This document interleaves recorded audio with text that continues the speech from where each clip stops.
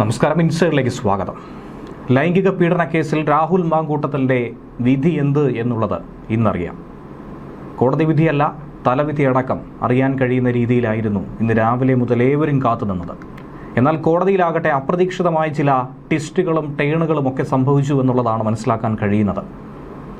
ഏറ്റവും ഒടുവിൽ രാഹുലിൻ്റെ അഭിഭാഷകൻ പറഞ്ഞ് അവസാനിപ്പിച്ചത് വെച്ച് നോക്കുമ്പോൾ ബലാത്സംഗം ചെയ്തത് രാഹുലല്ല, മറിച്ച് പരാതിക്കാരിയും ചില സംഘവുമാണെന്നുള്ള സൂചനയാണ് നൽകുന്നത്. ഗർഭചിത്രം നടത്തിയത് രാഹുലാണെന്ന ആരോപണം ഇത്രയും നാൾ ഉയർന്നു കേട്ടപ്പോൾ അതല്ല, മറിച്ചത് മറ്റൊരു രീതിയിലാണ് സംഭവിച്ചതെന്നും അതിജീവിത ഗർഭിണിയായെന്ന് പറയുമ്പോൾ അത് തൻ്റേതല്ല എന്നുള്ളത് തെളിവ് നിരത്തി രാഹുൽ വാദിക്കാനായി ശ്രമിക്കുന്നു. എന്തായിരുന്നാലും മുൻകൂർ ജാമ്യാപേക്ഷയിൽ വിധി പറയാൻ ഏറെ മണിക്കൂറുകൾ നീണ്ടുനിന്ന വാദപ്രതിവാദങ്ങൾക്കൊടുവിൽ മാറ്റിവെച്ചിരിക്കുന്നു. സെഷൻസ് കോടതിയിലെ അടച്ചിട്ട മുറിയിൽ 1.5 മണിക്കൂർ നേരത്തെ വാദം പൂർത്തീകരിച്ചു. രാഹുലും പരാതിക്കാരിയും ഇതേ ആവശ്യം തന്നെയായിരുന്നു കോടതിയിൽ ഉന്നയിച്ചത്. അതുകൊണ്ടാണ് ഇത് അംഗീകരിച്ചുകൊണ്ട് കോടതി മറ്റുള്ളവരെ പുറത്താക്കി വാദം കേട്ടത്. തൻ്റെ നല്ല രീതിയിലുള്ള രാഷ്ട്രീയ ജീവിതം നശിപ്പിക്കാൻ, തന്നെ വ്യക്തിഹത്യ നടത്താനായി യുവതി ഈ പരാതി നൽകിയെന്നാണ് രാഹുലിൻ്റെ അഭിഭാഷകൻ വാദിച്ചത്. ഈ കേസിന് പിന്നിൽ കൃത്യമായൊരു ഗൂഢാലോചനയുണ്ട്. ഇതിന് പിന്നിൽ പ്രവർത്തിക്കുന്ന CPM BJP ബാന്ധവം അത് കാണാതെ പോകരുത്. അതിനുള്ള തെളിവടക്കം രാഹുൽ നിരത്തി കഴിഞ്ഞിരിക്കുന്നു. പെൺകുട്ടിക്ക് BJP ബന്ധമുണ്ടെന്ന് തെളിയിക്കുന്ന ഒന്നിലധികം വിവരങ്ങൾ രാഹുൽ കോടതിയിൽ വെളിപ്പെടുത്തിയിട്ടുണ്ട്. പരസ്പര സമ്മതത്തോടെയുള്ള ബന്ധമായിരുന്നു സ്ഥാപിച്ചത്. വിവാഹിതയായ ഒരു യുവതിയുമായി ബന്ധം പുലർത്തുമ്പോൾ അതെങ്ങനെയാണ് വിവാഹ വാഗ്ദാനം നൽകിയുള്ള പീഡനമായി മാറുന്നത്? പരസ്പര സമ്മതത്തോടെ, ഉഭയസമ്മതപ്രകാരത്തോടെയുള്ള ഒരു ബന്ധം മാത്രമേ തങ്ങൾ തമ്മിലുണ്ടായിരുന്നുള്ളൂ എന്നാണ് രാഹുലിൻ്റെ അഭിഭാഷകൻ കോടതിയിൽ ചൂണ്ടിക്കാട്ടിയത്. ഗർഭചിത്രം നടത്തിയത് താനാണെന്ന് പറയപ്പെടുന്നു. പക്ഷേ അത് താനല്ല, അത് നടത്തിയത് യുവതിയാണ്. യുവതിയുടെ ആവശ്യപ്രകാരം തന്നെയാണ് താൻ ഇതൊക്കെ തന്നെ ചെയ്തു കൂട്ടിയതെന്നാണ് രാഹുൽ പറഞ്ഞ് അവസാനിപ്പിക്കുന്നത്. നിലവിൽ CPM ആയിക്കോട്ടെ, മറ്റ് രാഷ്ട്രീയ പാർട്ടികളായിക്കോട്ടെ, ശബരിമല സ്വർണ്ണക്കൊള്ളയിൽ നിന്നും ശ്രദ്ധ തിരിക്കാനുള്ള ആരോപണങ്ങൾ ഉയർത്തുകയാണ് ഇതിലൂടെ. പ്രത്യേകിച്ചും CPM-നെ സംബന്ധിച്ച് ഏറെ പ്രതിരോധത്തിലായി നിന്ന സാഹചര്യത്തിൽ അതിൽ നിന്നും രക്ഷപ്പെടാൻ വേണ്ടിയുള്ള ഒരു തന്ത്രമായി തന്നെയാണ് തൻ്റെ ജീവിതത്തെ, തൻ്റെ രാഷ്ട്രീയ ഭാവിയെ ഇത്തരത്തിൽ മുൾമുനയിൽ നിർത്തുന്നതെന്നാണ് രാഹുലിൻ്റെ വാദം. ഏറെ നിർണായകം തന്നെയാണ് രാഹുലിനെ സംബന്ധിച്ച് ഈ കേസ്. ഈ വിധി അനുകൂലമായാൽ പാതി രക്ഷപ്പെട്ടു എന്ന് പറയാം. എന്നിരുന്നാലും മുഴുവനായും കരകയറാൻ സാധിക്കില്ല. ഇനി ഒരുപക്ഷെ വിധി പ്രതികൂലമാണെങ്കിൽ രാഹുലിൻ്റെ രാഷ്ട്രീയ വ്യക്തി ജീവിതം പോലും ഇന്നൊരൊറ്റ ദിവസം കൊണ്ടില്ലാതാക്കും. ഇനി അങ്ങോട്ടേക്ക് ഒരു തരത്തിലും ഒരു രാഷ്ട്രീയ ഭാവിയില്ലാത്ത രീതിയിലേക്ക് രാഹുലിനെ ഒരു മൂലയിൽ ഒതുക്കാനായി കോൺഗ്രസും വെമ്പൽ കൊണ്ട് നിൽക്കുകയാണ്. കോടതിയിൽ നിന്നും നടപടി ഉണ്ടായാൽ പാർട്ടിയിൽ നിന്ന് ഉടനടി തന്നെ പുറത്താക്കും. MLA സ്ഥാനം രാജിവെക്കാൻ ശക്തമായി തന്നെ ആവശ്യപ്പെടും. രാജിവെക്കുക അല്ലാതെ മറ്റ് മാർഗമില്ലാതാക്കും. യുവതി പരാതി കൊടുത്തപ്പോൾ 7-ാം ദിവസമാണ് രാഹുലിനെ കണ്ടെത്താൻ വേണ്ടി പോലീസ് തെക്കുവടക്കായി ഓടുന്നത്. ഇതുവരെയും കണ്ടെത്താൻ കഴിഞ്ഞിട്ടില്ല എന്നുള്ളതാണ് യാഥാർത്ഥ്യം. ഇനി ഒരുപക്ഷെ കണ്ടാലും കണ്ടില്ലെന്ന് നടിച്ച് ഈ വിഷയം കുറേ ദിവസം കൂടി മുന്നോട്ട് കൊണ്ടുപോകാനുള്ള ആഭ്യന്തര വകുപ്പിൻ്റെ തന്ത്രമാണോ എന്ന വിമർശനം പലരും ചോദിക്കുന്നുണ്ട്, സമൂഹ മാധ്യമങ്ങളിലൂടെയൊക്കെ തന്നെ. രാഹുൽ ഇപ്പോൾ ബംഗളൂരുവിൽ ഒളിവിലുണ്ടെന്നാണ് പോലീസ് ഭാഷ്യം.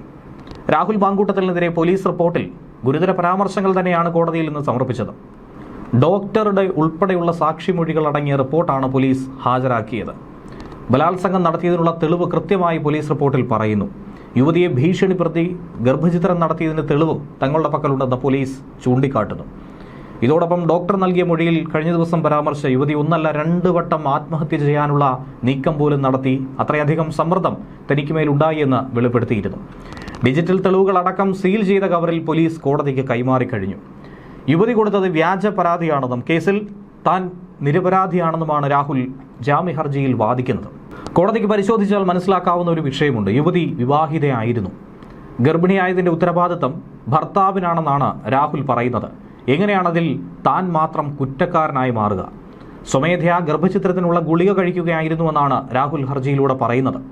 എന്നാൽ കടുത്ത കുറ്റകൃത്യം നടന്നെന്നും ഒരു കാരണവശാലും രാഹുൽ പറയുന്ന വാദങ്ങൾ അംഗീകരിക്കരുത്, രാഹുലിന് ജാമ്യം അനുവദിക്കരുത് എന്നാണ് പ്രോസിക്യൂഷൻ ചൂണ്ടിക്കാട്ടിയത്. ഗർഭധാരണത്തിന് നിർബന്ധിച്ചെന്നും പിന്നീട് അശാസ്ത്രീയമായ ഗർഭചിത്രത്തിന് പ്രേരിപ്പിച്ചെന്നും പോലീസ് കോടതിയിൽ കൊടുത്ത ഈ റിപ്പോർട്ടിൽ എടുത്തു പറയുന്നു. രാഹുൽ ക്രൂരമായ പീഡനത്തിനിരയാക്കിയെന്ന യുവതിയുടെ മൊഴിയുടെ അടിസ്ഥാനത്തിൽ തന്നെയാണ് പോലീസ് കേസെടുത്തത്. നെയ്യാറ്റിൻകര കോടതിയിൽ പരാതിക്കാരിയുടെ രഹസ്യമൊഴിയും നേരത്തെ രേഖപ്പെടുത്തിയിരുന്നു.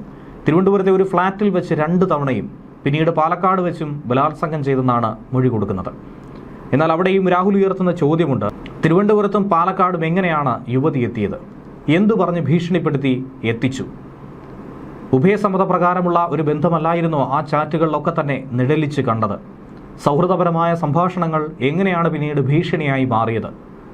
ഇതൊക്കെ തന്നെ ഇതിനു പിന്നാലെ ഉയരുന്ന ചോദ്യങ്ങൾ കൂടിയാണ്.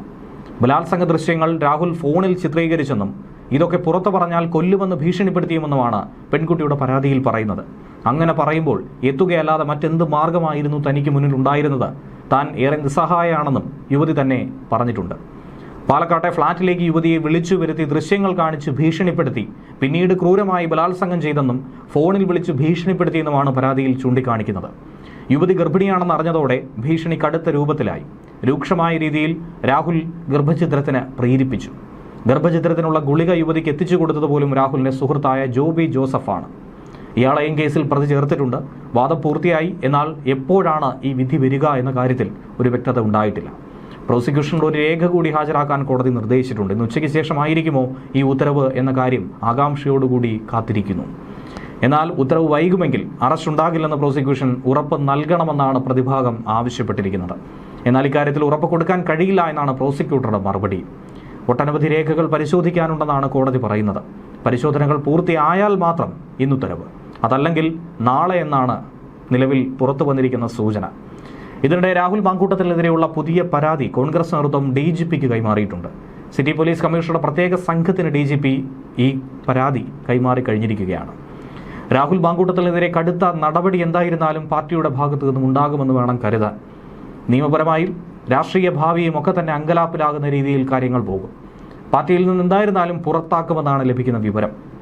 ജാമ്യാപേക്ഷയിൽ കോടതി എന്ത് തീരുമാനമെടുക്കുമെന്നത് അറിഞ്ഞിട്ട് രാഹുലിനെതിരെ നടപടി സ്വീകരിക്കാൻ കാത്തിരിക്കുന്നു. രാഹുലിനെ പുറത്താക്കണമെന്നാവശ്യപ്പെട്ട് നിരവധി നേതാക്കൾ ഇതിനോടകം തന്നെ രംഗത്ത് വന്നിട്ടുണ്ട്. എന്നാൽ ഈ സാഹചര്യത്തിൽ ഷാഫി പറമ്പിൽ MP ഒരു പ്രതികരണവുമായി രംഗത്ത് വന്നിട്ടുണ്ട്. തുടക്കം മുതൽ അനുകൂലിച്ച ഷാഫിക്ക് എന്താണ് പറയാനുള്ളതെന്നാണ് ഏവരും ഉറ്റുനോക്കുന്നത്. പരാതി വരുന്നതിന് മുൻപ് തന്നെ പാർട്ടി നിലപാട് സ്വീകരിച്ചതായിരുന്നു. പാർട്ടിയുടെ തീരുമാനമാണ് തൻ്റെയും തീരുമാനം. കൂടുതൽ നടപടിയുടെ കാര്യം തീരുമാനിക്കേണ്ടത് പാർട്ടിയുടെ പ്രസിഡന്റാണ്. എൻ്റെ അടുപ്പവും അടുപ്പക്കുറവും ഒന്നും ആ തീരുമാനത്തെ ബാധിക്കുകയേയില്ല. ഇപ്പോൾ രാഹുൽ നേരിടുന്ന കാര്യം പരിശോധിച്ചാൽ അത് മനസ്സിലാകുന്നതാണ്. ഇനി എന്തെങ്കിലും ചെയ്യണമെങ്കിൽ അതും പാർട്ടി ചെയ്യും. പാർട്ടി കമ്മിറ്റി വെച്ച് തീവ്രത അളന്നിട്ടില്ലെന്നും ഷാഫി ചൂണ്ടിക്കാട്ടിയിട്ടുണ്ട്. ശബരിമല അഴിമതിയിൽ CPM നടപടി എടുത്തിട്ടില്ല. എന്നാൽ കോൺഗ്രസിന്റെ നടപടിയാകട്ടെ ഏവർക്കും മാതൃകാപരമാണ്. മുഖ്യമന്ത്രിയോട് അവസാനമായി ചോദ്യം ചോദിച്ചത് എന്നാണെന്നും ഷാഫി ചോദിച്ചു. യൂത്ത് കോൺഗ്രസ് പ്രസിഡന്റാകാൻ വരെ കൂടെ നിന്നയാളെയാണ് താൻ. അതൊന്നും ഈ സംഭവത്തിൽ സ്വാധീനിച്ചിട്ടുണ്ടോ എന്നായിരുന്നു ഷാഫി തിരിച്ചൊരു ചോദ്യം ചോദിച്ചത്. എന്നാൽ മുതിർന്ന നേതാക്കളായിട്ടുള്ള K മുരളീധരൻ ഉൾപ്പെടെ അജയ് തറയിൽ, വനിതാ നേതാക്കളായിട്ടുള്ള ജബി മേത്തർ, ഷാനിമോൾ ഉസ്മാൻ, ബിന്ദു കൃഷ്ണ, അഡ്വക്കേറ്റ് ദീപ്തി മേരി വർഗീസ് തുടങ്ങിയവരടക്കം രാഹുലിനെതിരെ കടുത്ത നടപടി വേണമെന്ന് പരസ്യമായി തന്നെ ആവശ്യപ്പെട്ട് കഴിഞ്ഞു.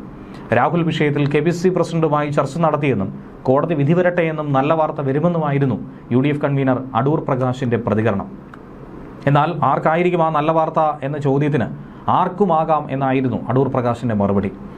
ജാമ്യത്തിൽ തീരുമാനം വന്ന ശേഷം രാഹുലിനെതിരായ നടപടിയിൽ തീരുമാനമുണ്ടാകുമെന്ന സൂചനയും നൽകിയിട്ടുണ്ട്.